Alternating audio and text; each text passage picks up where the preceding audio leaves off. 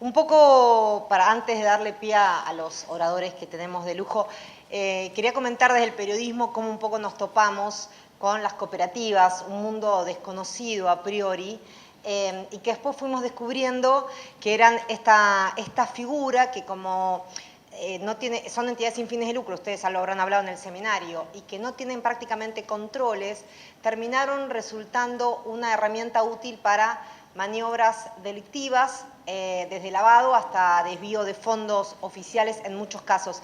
Hay alguien que lo llamó en algún momento, yo que estuve trabajando mucho con sociedades offshore en la investigación global de Panama Papers, a las cooperativas las llamó los paraísos fiscales de cabotaje, o sea, pequeñas islas que escapan a los controles para mover dinero dentro de nuestro sistema. También descubrimos en distintas investigaciones y fuimos aprendiendo a ver cómo operaban, que muchas cuevas o financieras utilizaban las cooperativas justamente para cambiar cheques porque están eximidas de pagar el impuesto al cheque. Y tenían movimientos desorbitantes en relación, solo digo con una modalidad que nos encontramos en las investigaciones.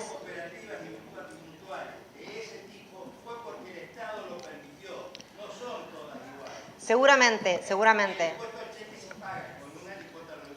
Con una alícuota reducida, tiene razón. Perdón, en eso. señores, le pido un poco de orden en la sala para poder, y después vamos a avanzar con las preguntas y en función de eso, si quieren, pueden hacer sus comentarios. A lo que me refiero, y no pretendo que nadie se sienta ofendido, ni es un afán generalizar, digo, en investigaciones periodísticas nos encontramos con esa modalidad que nosotros desconocíamos, porque había operatorias en las cuales intervenían las cooperativas cuando no estaban directamente vinculados con el asunto o el rubro. Voy a mencionar, por ejemplo, el caso Joclender. En el caso Joclender la justicia está investigando el desvío de 200 millones de pesos de fondos públicos asignados a la Asociación de Madres de Plaza de Mayo, que lidera Eve de Bonafini. La justicia tiene comprobado por un informe de auditoría que hubo un desvío de 206 millones, de los cuales un porcentaje fue a cooperativas. Y que también había una mecánica de financieras que operaban con los Joclender que cambiaban cheques a cambio de efectivo. Los cheques que le daba el Estado los cambiaban en cooperativas. Digo, nosotros empezamos a descubrir que en los expedientes judiciales o en nuestras investigaciones preliminares aparecía esta modalidad de utilizar cooperativas para el cambio de cheques. También hubo dos causas emparentadas en esta modalidad. Uno fue el caso Joclender, que estalló en el 2011, que lamentablemente lo llevó mal Ollarvide y se tuvo que volver a foja cero, y ahora lo tiene el juez Martínez de Giorgi y está avanzando. De hecho, hubo las primeras indagatorias de funcionarios este año. También otro caso vinculado era el conocido como la mafia de los medicamentos, en la cual también había cooperativas que intervenían en el cambio de cheques. Hay Néstor Lorenzo, que fue uno de los procesados en esta causa, que era dueño de una de las droguerías en la cual, digamos, se canalizaban estos medicamentos truchos, que cambiaba cheques de la bancaria en cooperativas. Otra característica que descubrimos en estas cooperativas truchas, que las denomino así para que los que tienen cooperativas genuinas no se sientan ofendidos, pero digo, modalidades que fuimos detectando y que se repitieron en distintas investigaciones periodísticas y judiciales, era que estas cooperativas coincidían en un mismo domicilio, no tenían una actividad real concreta, estaban inscriptas una misma fecha hasta con una misma letra. Voy a contar el caso de las cooperativas de Quilmes cuando Francisco Barba Gutiérrez era el intendente.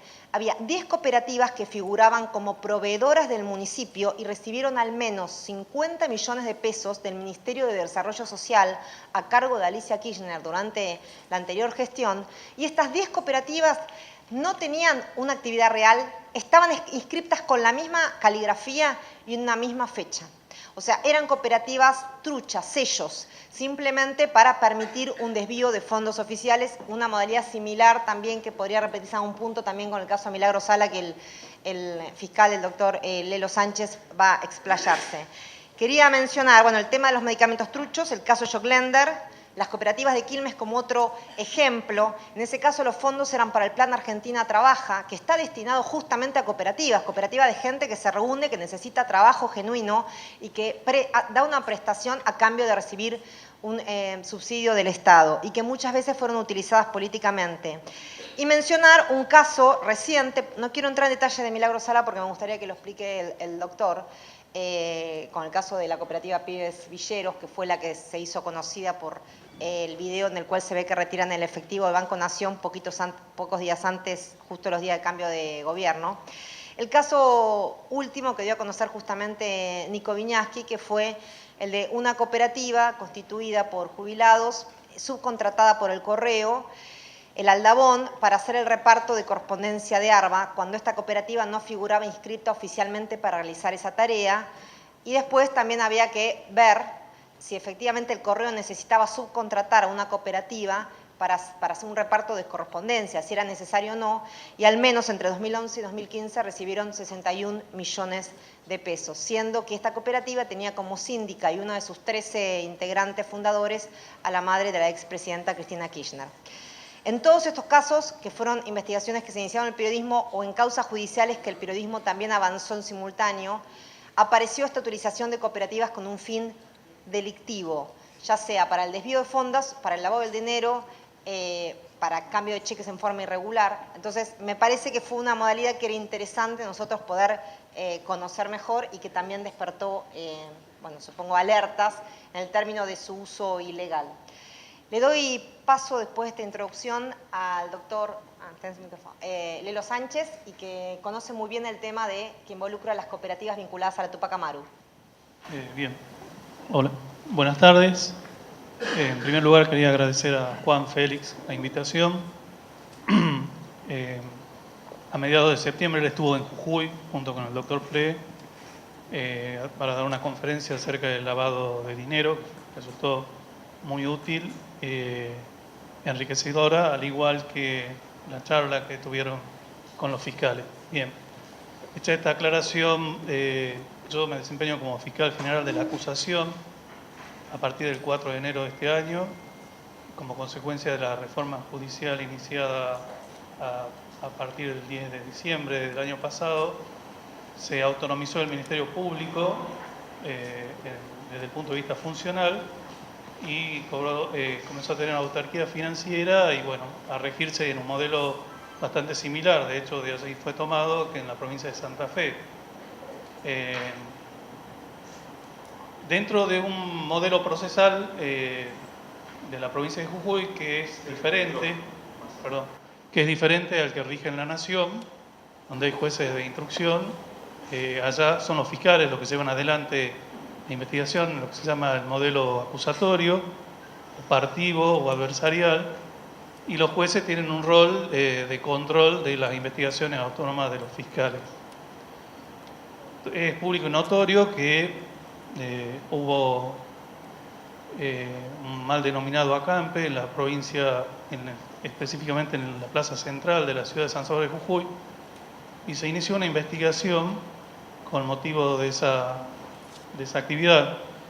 Con el tiempo fueron defeccionando algunos denominados cooperativistas de este grupo que había ocupado la plaza central y comenzaron a develar una trama bastante singular vinculada a la ejecución de algunos programas de la Nación, algunos que comenzaron a funcionar en el 2003, se prolongaron hasta el 2015, como el programa sociocomunitario y el programa de mejoramientos habitacionales Mejor Vivir 1 y 2. Y me parece que la adopción de la figura de la cooperativa estuvo más bien motivada en que la organización Tupac Amaru, liderada por Sala, había conformado una red de organizaciones sociales que luego mutaron en cooperativas, pero sin ser tales, porque no desarrollaban actividad de cooperativa. Más bien entiendo que, de acuerdo a los elementos reunidos en la investigación, que está a cargo de dos fiscales, son dos investigaciones básicamente las que se centran en esta actividad. Se fue develando que la formación de cooperativas era el solo fin de ser recipiendarios de estos planes. Vale decir, no son cooperativas en sentido estricto, ni desarrollaban ninguna actividad vinculada a la gestión solidaria para satisfacer necesidades de manera autónoma. Eran los mismos integrantes de este movimiento social Tupac Amaru, organizado en lo que se llamaba la Red de Organizaciones Sociales, y fue un esquema tramado al solo efecto de recibir estos fondos que estaban precisamente destinados a cooperativas y de alguna manera destinados de alguna manera a solventar las necesidades de la construcción de vivienda. Eran cooperativas, un esquema de cooperativas de trabajo de construcción de vivienda, en donde se solucionaba el problema habitacional y simultáneamente la desocupación de estas personas, pero solo restringida a la organización Tupac Amaru. Vale decir, si no se pertenecía a la organización Tupac Amaru, no había forma de verse organizado en esta red de organizaciones que adoptaban una forma de cooperativa.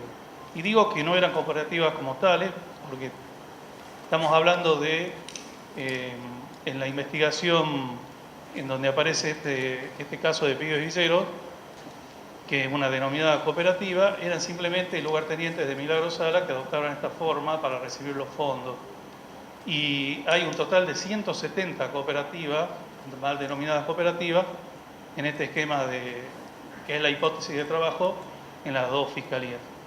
Perdón, Sergio, incluso compartían el domicilio en la calle Alvear, que es la sede de la Tupac. De hecho, el domicilio de las 170 cooperativas era la sede de la Tupac Amaru, de ahí que entiendo que no eran cooperativas en el sentido estricto de la palabra.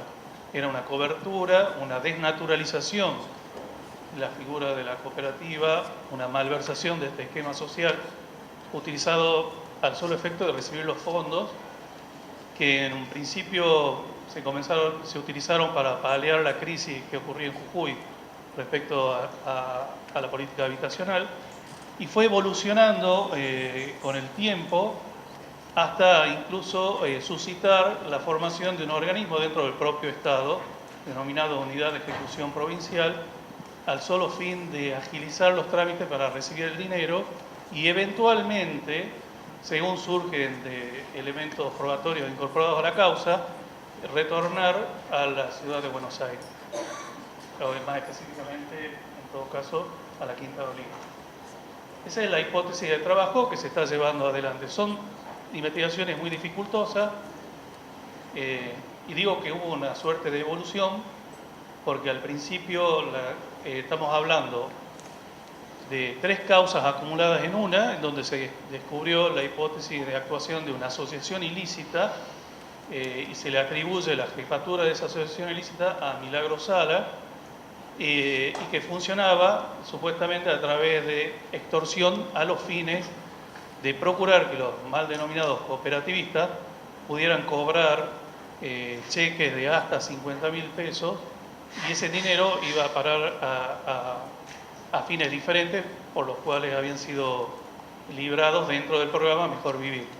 Luego esto evolucionó hacia la bancarización de una sola cooperativa, que es la denominada Pibes Villeros, que es lo que ustedes vieron en los videos que estuvieron en los medios de comunicación masiva, y de esa manera evitar el desgaste logístico que implicaba trasladar a los presidentes de las mal llamadas cooperativas a facturar los trabajos que realizaban como cooperativa de trabajo de construcción de vivienda, obtener la emisión del cheque, luego endosarlos, que los cobren los lugartenientes de Sala, para luego llevar el dinero al domicilio particular de la señora Sala, a donde le daba una aplicación por completo diferente, y no era precisamente solventar la construcción de vivienda. Esa es la hipótesis de investigación de una de las causas. Este esquema se replicó en 3 localidades de Jujuy: en Palpalá, en El Carmen y en San Pedro de Jujuy. Y estamos hablando de monto estimativo de alrededor de 50 millones de pesos. Luego, como les dije, evolucionó hacia un esquema donde una sola cooperativa abrió una cuenta, que es la cooperativa Pibes Villeros, y en esa sola cuenta se depositaba el dinero para todas las cooperativas y era extraído por estos denominados cooperativistas para ser entregado a la señora Sala. Esa es la hipótesis del segundo expediente. Y luego se agregó uno que recientemente se descubrió el mismo esquema de trabajo en la localidad de San Pedro.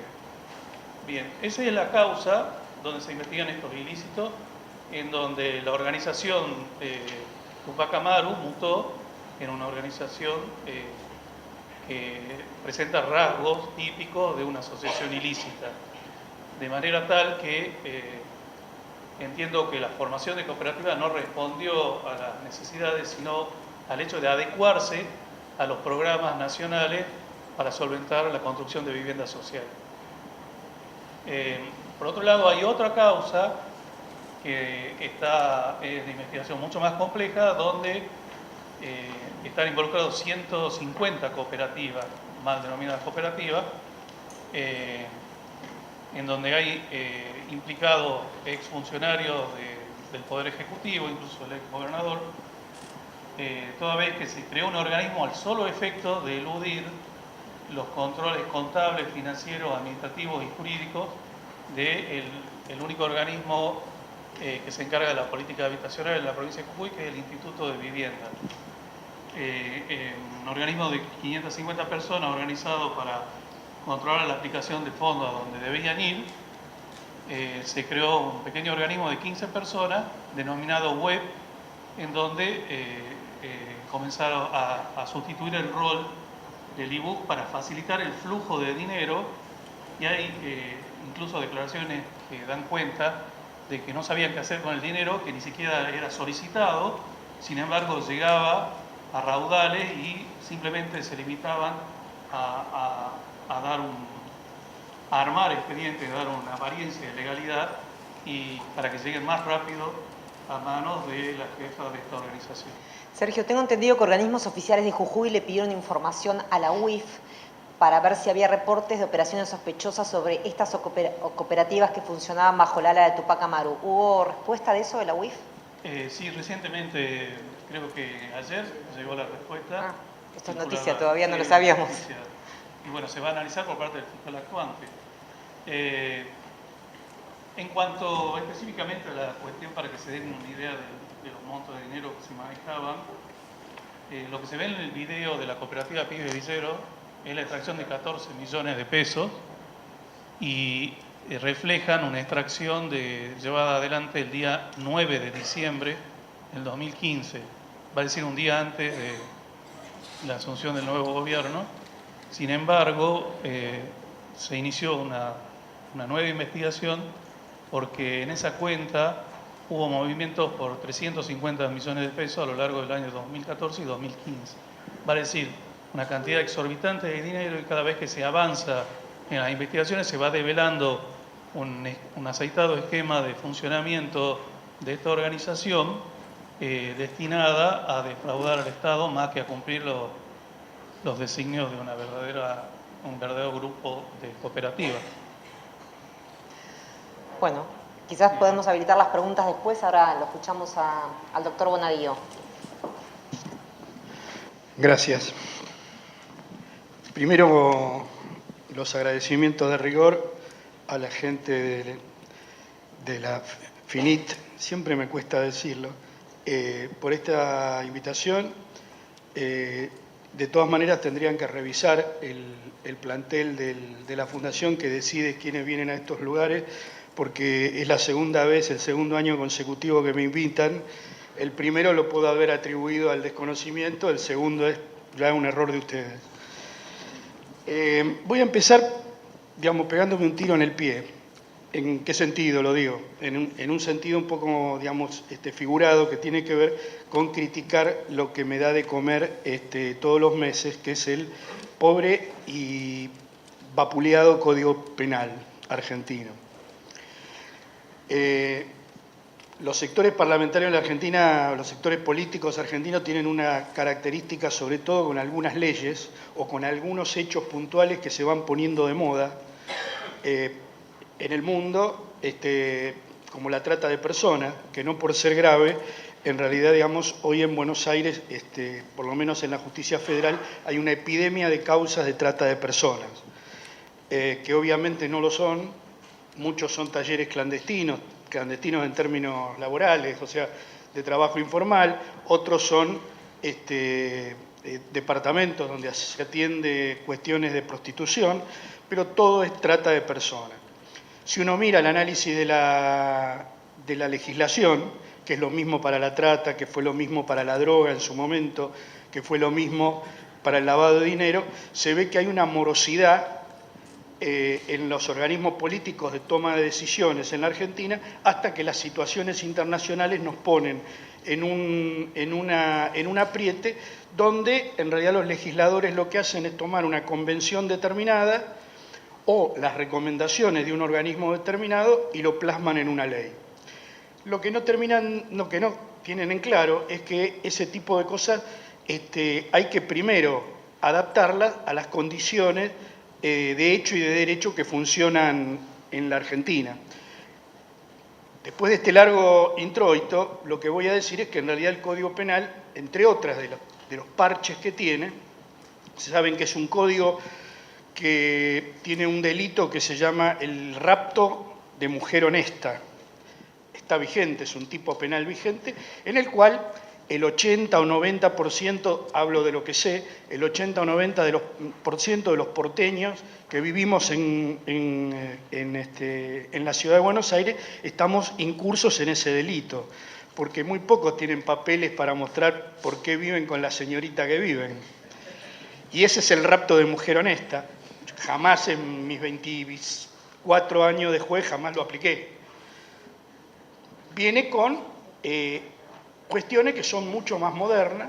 Por ejemplo, las últimas modificaciones que se hicieron a instancias de los que nos pedían el Gafi, el Banco Mundial, el Fondo Monetario, que es la independencia del delito o del tipo de lavado de dinero como figura autónoma. Esto está legislado en el Código entre los artículos 303 y 306 del Código, donde tienen, qué sé yo, por ejemplo, digamos, es lavado, se definen los tipos penales, los verbos penales que definen el tipo son administrar, vender, convertir, transferir, gravar, disimular o poner en circulaciones bienes, en general, de un origen delictivo. El artículo 304, que es un artículo que debería motivar la atención de este auditorio, trae una serie de sanciones para las personas jurídicas por las que se cometen este delito, lo cual es una cosa muy novedosa porque el Código Penal argentino solo tiene delitos que sancionen a las personas físicas. Sin embargo, acá por la ventana entró una cuestión que es muy novedosa y que se discute en el mundo hace bastante tiempo, pero que acá no tuvo atención, que es la responsabilidad penal de las personas jurídicas. El artículo 305 tiene un instituto que después, a término, en forma de aviso parroquial, les quiero contar algunas cosas referidos a él, que es el famoso el decomiso, que es en realidad que el Estado pueda recuperar los bienes que en realidad determinadas asociaciones delictivas usufructúan en beneficio propio. Ustedes, si, digamos, los que son abogados, los que no lo entendemos nosotros y que yo no digo que no lo hagan los que no son abogados, pero los que son abogados pueden leer el artículo 23 del Código Penal y van a encontrar que el decomiso, según uno va bajando en los párrafos del Código, va pasando de ser una accesoria de una condena a una herramienta cautelar al inicio del proceso. Con lo cual es una situación rara, por lo menos desde la dogmática. Quiero simplemente recordar, creo que todos los que están acá lo conocen, que en realidad el delito de lavado se configura a partir de 3 estadios temporales distintos: la colocación, la estratificación y la integración patrimonial. Digamos, esto es, en realidad, cuando se obtiene el producido físico de un delito precedente, droga, prostitución, venta de armas, corrupción pública, lo que fuere, en general, ese producido es en dinero efectivo. Por lo tanto, en realidad en la primera etapa de la operación de lavado hay que lograr que ese dinero físico ingrese de alguna manera a un circuito financiero. La estratificación es una especie de juego de la oca, donde en realidad el lavador lo que va haciendo es pasando pedazos de las porciones de bienes que fueron inicialmente colocadas en el sistema financiero por cuentas corrientes de terceras personas, de fundaciones, de una serie de personas jurídicas para disimular el origen ilícito del bien. Y el final, que es el de integración patrimonial, es el que corresponde a cuando, digamos, ya con dinero blanqueado a partir del paso por el sistema financiero, se empiezan a comprar bienes y servicios que son los que después utilizan los delincuentes, como capital o como patrimonio propio. Esto necesariamente necesita, en el inicio, un circuito financiero parabancario. Y acá es donde entran, entre otras, las mutuales, las cooperativas. Igual hay otras, yo he visto casos de agencias de turismo, cerealeras, que las cerealeras también tienen el mismo tema, que es lo que se ganó el abucheo de la sala, que es el tema, digamos, una disminución o una exención en el pago de impuesto al cheque. En el caso Joclender había empresas agropecuarias que intervenían en la maniobra del desvío de dinero, que no se explicaba por qué, digamos. Y porque en realidad se hace diferencia financiera con eso. Porque, a ver, en el proceso de lavado, el proceso de lavado sí, en sí mismo es un proceso caro para el que está lavando. Ustedes calculan que lo que se piensa es que se pierde entre el 40 y el 50% de la masa originaria de plata que se coloca en un sistema financiero, es lo que se recupera. Con lo cual, en realidad, digamos, cualquier punto de interés menor es un aliciente para ser utilizado.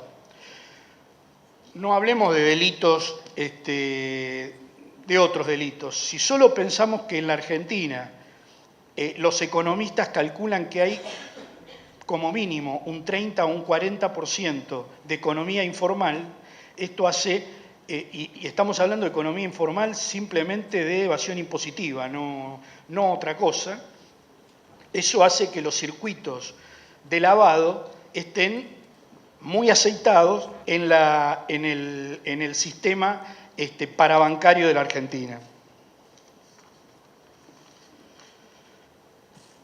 Hay una cosa que es un punto donde los investigadores en realidad tenemos una ventaja cuantitativa.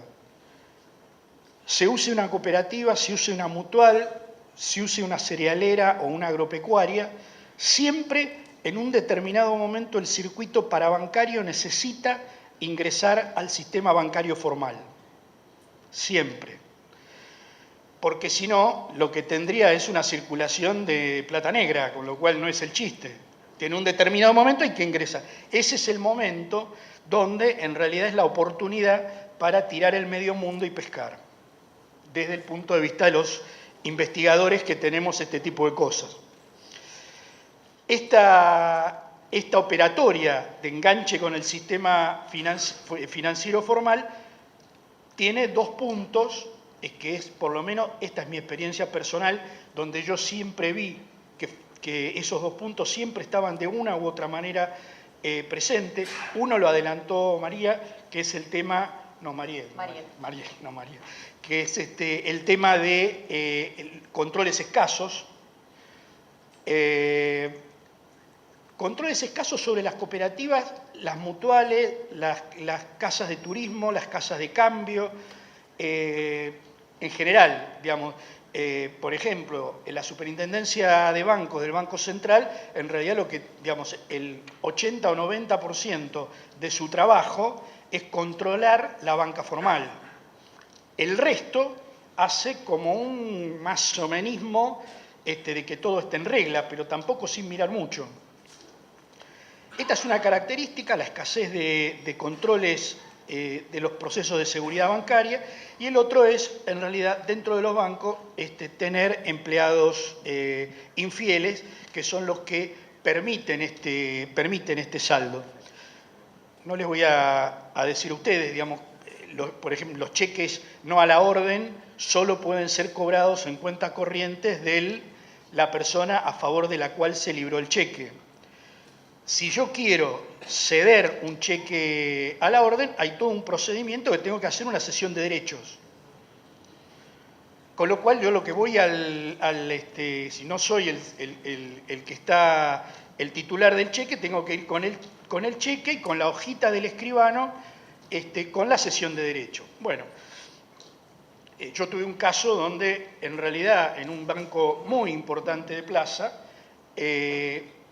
la gente que manejaba una cerealera había perforado a un cajero, y ese cajero sin ningún tipo de control pagaba esos cheques, permitiéndole el lavado o la vuelta a la cueva financiera de la plata, que en realidad había de todo. Podía haber plata producto de ilícitos penales, o podía haber también, o había también seguramente, producto de la evasión impositiva.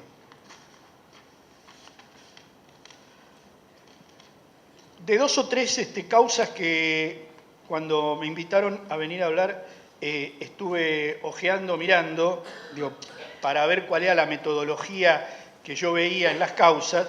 En realidad, digamos, encontré algunas cosas más o menos que sucedían en la mayoría de las maniobras.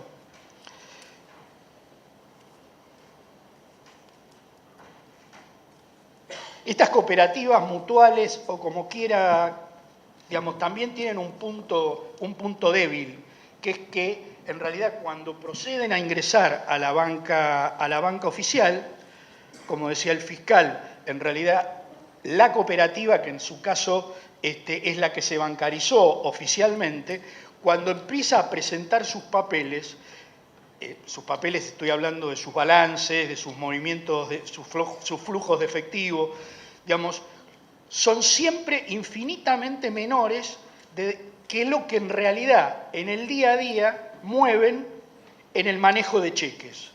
Esto, un oficial de cuenta, un oficial de cumplimiento de lavado debería darse cuenta inmediatamente.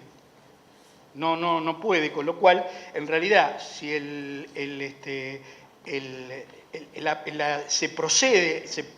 se produce esto, quiere decir que básicamente alguien, por orden superior, esto es por una decisión comercial del banco, llamémosle X, o porque es un empleado infiel, en realidad está desatendiendo las normas centrales de diligencia que establecen las condiciones de cualquier estructura de seguridad financiera necesaria para evitar el lavado. Por ejemplo, la básica es la de conoce a tu cliente. Claramente, esta es la primera que se vulnera. En el caso anterior que yo les decía, de esta cerealera que había perforado un banco de primera línea cooptando un cajero, cuando presenta los papeles, son dos señores, uno de bastante edad, que se presentan y dicen que tienen una sociedad de responsabilidad limitada, que es una cerealera. Es raro porque en realidad yo siempre viví por la zona norte, por San Martín, por todos esos lados. Esta cerealera tenía domicilio en Ballester y era una cerealera que, como medio raro, no hay mucho trigo en Ballester para comprar o vender. Eso no llamó la atención. Y tampoco fueron a mirar dónde estaba la cerealera, porque cuando en el marco de la investigación yo mando constatar el domicilio, era un lavadero de autos, el domicilio de la cerealera.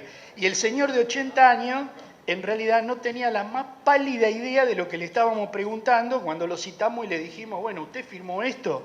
El tipo nos miraba con una cara de, ¿qué hago un señor como yo en un lugar como este hablando de cosas que no entiendo. Y bueno, sí, obviamente, hicimos las pericias caligráficas y la firma del pobre tipo estaba absolutamente falsificada.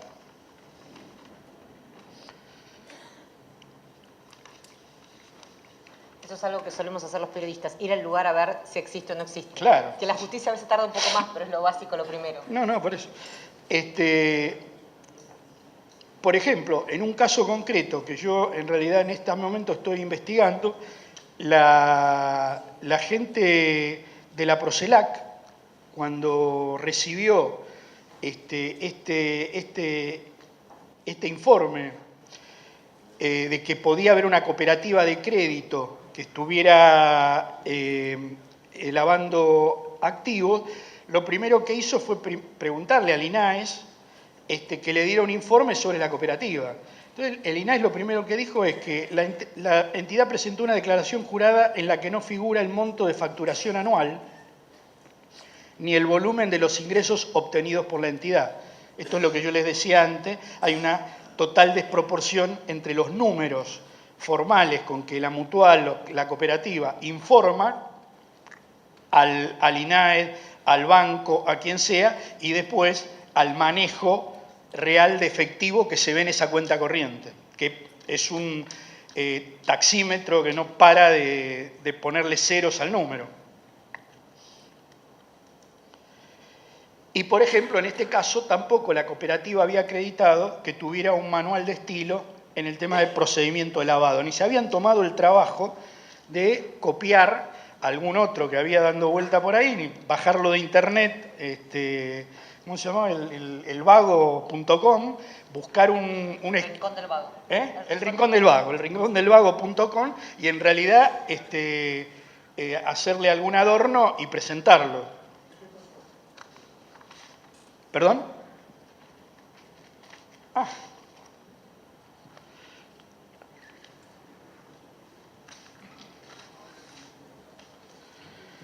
¿Qué pasa cuando nosotros nos encontramos frente a ante este hecho o situaciones de estas características? Lo primero que salimos a hacer en la justicia penal es en realidad acortar el flujo de efectivo e impedir que se continúe cometiendo el delito. Hoy a la mañana participé de un evento cerrado que había organizado la UIF con la Embajada del Reino Unido. Había venido un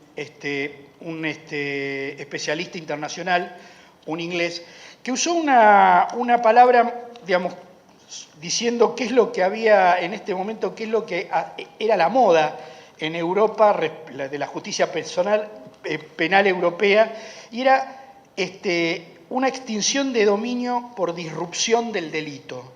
Esto es, en realidad es muy difícil este delito, en realidad poder, el de lavado de activos, el poder encapsularlo en el tiempo, por lo cual, ¿cuál es la mejor forma? Es romper la cadena de producción y de introducción de dinero en el sistema financiero.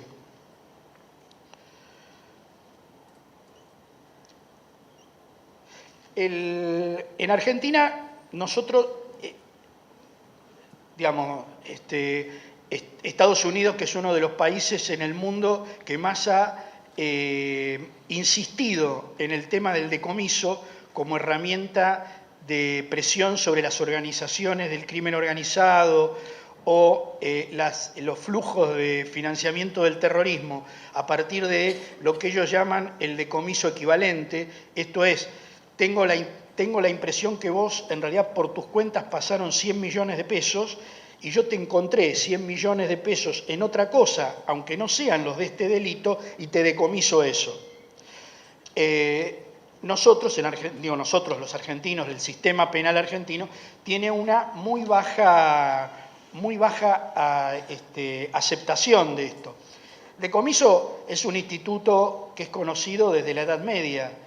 Era una herramienta que usaban los monarcas de la Edad Media como disciplinamiento social y económico de la nobleza y de los burgueses que se hacían los pícaros con la autoridad del rey.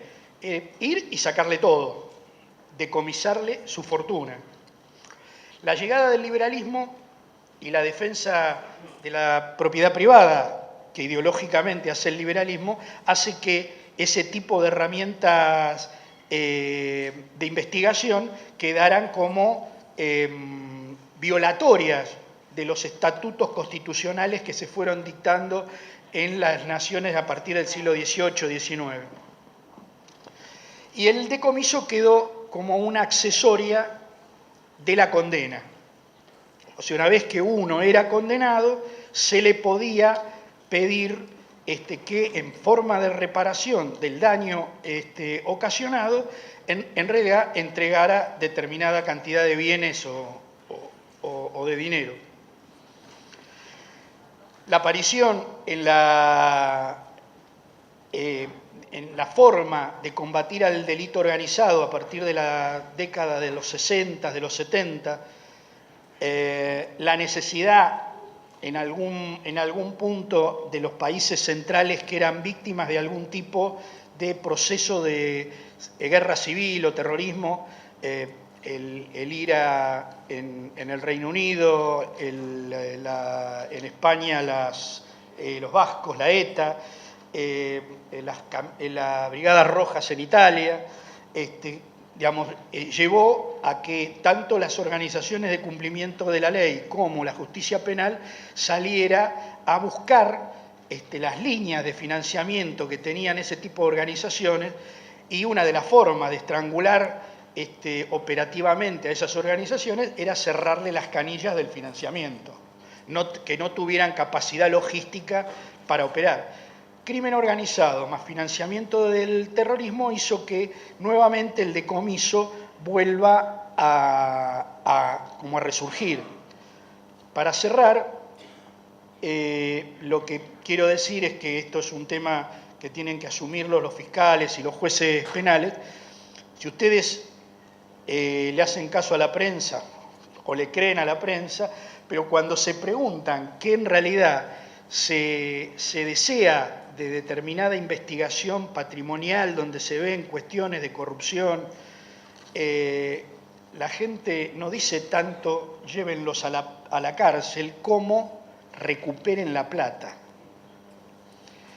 Y esto es una cosa que en realidad, el sistema penal no tiene como internalizado, es una cosa de la cual yo cada vez que puedo, en el último tiempo, creo que en realidad, insisto sobre ello, creo que hay que hacer una nueva lectura del tema, y creo que en realidad, incluso ustedes, nosotros como sociedad, en general todo el mundo, en realidad lo que está pidiendo es que se castiguen a quienes se han llevado plata de los argentinos, pero que aparte en realidad traigan la plata de vuelta.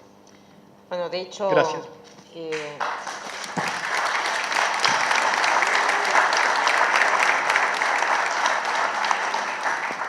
Solo quería agregar, Bonadío, que en el caso de la causa que involucra a la expresidenta hay un embargo que pesa, que se hizo muy conocido, y también hay otra causa, que es la causa de Lázaro Báez, que está doblemente procesado por lavado de dinero. El juez Casanelo le trabó un embargo de 800 millones de pesos mientras continúa la tasación de sus bienes, justamente previendo que a futuro, esos bienes se puedan liquidar para recuperar parte, si él es condenado, de lo que se desvió de fondos públicos.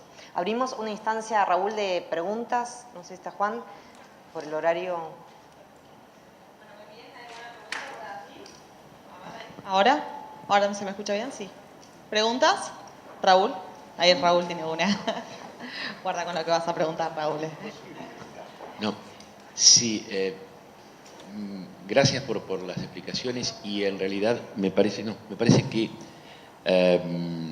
a efectos de evitar que el auditorio entienda que tratamos a las cooperativas y a las mutuales como unidades delictivas, sino que en realidad lo que tenemos acá es los que están adentro del zoológico, y se trata, los que están aquí son precisamente los que están legalmente constituidos, los que están sometidos al control del INAES, los que están acá precisamente porque quieren ver cómo se hace para evitar que los utilicen como como vehículo de lavado de dinero, sí me parecía interesante preguntarle a Sergio si efectivamente en Jujuy existía algún mecanismo oficial a través de autoridad pública que controlara la actividad de las denominadas cooperativas, o si era tan solo un cartelito que habían puesto de que se trataban de cooperativas, pero no había nadie o nadie se preocupaba de preguntar si efectivamente estaban constituidas, si tenían